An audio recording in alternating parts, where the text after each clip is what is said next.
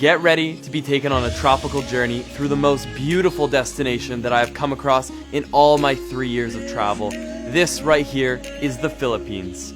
Cresta de Gallo. This is going to be an island that 95% of you have never heard of before. The reason being because, well, it's probably just about the hardest island you can ever try to get to. Why should you go out of your way to find Cresta de Gallo? Well, I think the drone shots will speak for themselves. When you show up on this island, you feel like you're on Castaway. You feel like you are stranded in the middle of nowhere. We were fortunate enough that day to have had the sun on our side, and we got a remarkable sunset. We watched it on this narrow white sand beach. Cresta de Gallo is for those who are willing to go the extra 1,000 miles to see true beauty. Number 9 is one that most of you know very well and have seen on your Instagram as it's currently blowing up, and that is beautiful El Nido.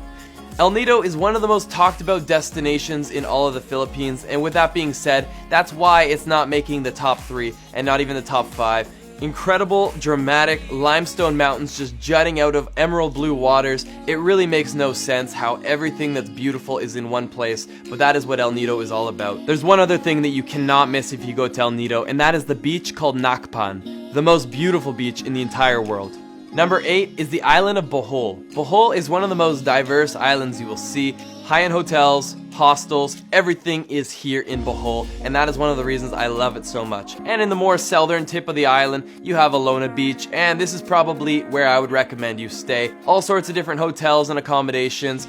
Pretty good food, pretty good nightlife, and it's a great place to start your day trip if you're going to be doing the Tarsier Chocolate Hill day trip. That can all be done in one day. Now, number 7 is definitely for all you lovers out there. This is the secret hideout of Palawan.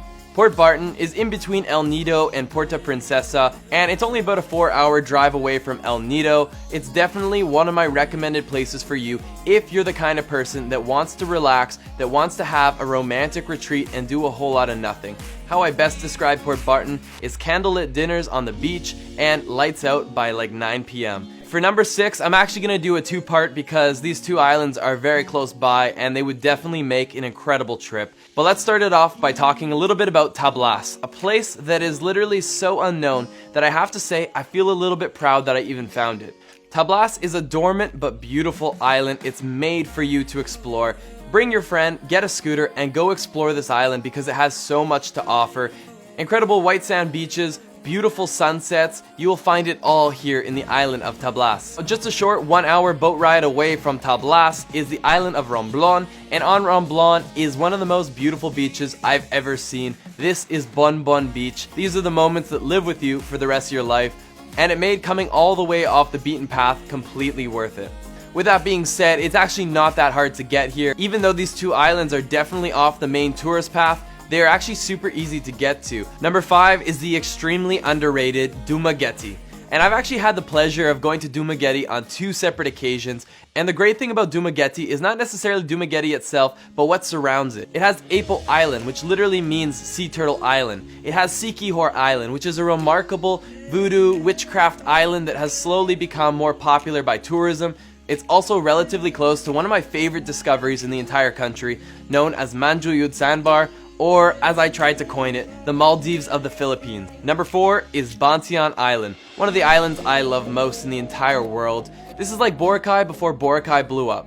Bantian's not exactly the easiest island in the world to get to, but the slight challenges that come with getting there are 100% worth it. A couple of the notable locations on the island are this abandoned building here, right on the water, and in typical Philippines nature, we have got some incredible blue water with the saturation on full boost. It's definitely a very relaxing island, so enjoy a world-class sunset in one of my favorite islands in the entire world. The bronze medal, number 3, is going to Barian. Nothing but beautiful blue water that's formed its way through the rocks. You can do some incredible cliff jumps into the canyon. The water has even eroded away at some of the rock, and it's made for some crazy water slides that go right into the refreshing waters. Now, you would think this would be the end of the experience, but there is actually a cherry on top, and that is at the very end of the canyon, you arrive at what is the greatest waterfall that I think I've ever seen. This right here is Kawasan Falls, also known as the Gatorade Factory. Weather dependent, when you visit, the bluest of waters will be flowing into this little area at the very end, and this is the result. It's definitely becoming a bit more of a mainstream destination, so try to coordinate and figure out the low times to visit, but even if you have to share it with other people, this is still an unforgettable experience. Number 2 is going to the dreamy island of Coron. Look at these drone clips, look at these lagoons, look at this water. It is very similar to what you saw in El Nido, but the remarkable thing about Coron is that it's not as busy as El Nido. So everything that was great about El Nido is here, but with less tourism. There are 3 main things that you must do in Coron, and the first 2 can be done in one day trip. There's actually a shipwreck and Pass Island day tour, where you start off the day by free diving into a sunken Japanese warship, if you can hold your breath long enough. And secondly, you end off your day here at Pass Island, one of the most beautiful islands that I think I've ever seen. Nothing but beautiful white sand beaches surrounded by cerulean blue waters and a whole lot of nothing to do. And the third thing that everyone will end up doing if they go to Coron is of course the lagoon tour. The lagoons here are out of this world. There's many island tours that are offered, but the one that I took me to these beautiful lagoons. It took me to the incredible Calagiman Lake, and they even showed us a secret lake where we had to swim under one of the rock structures to access. Number 1 goes to the unbelievable island of Siargao. Siargao, also known as Cloud 9, is surfers' paradise. Right off of the ocean, you're getting incredible waves crashing in on the shore. This is actually where I had my first ever real successful surfing day. There is so much that you can do here in Siargao. There's some great hostels, some amazing hotels, and they even have 6-star resorts like Dedan Island Resort.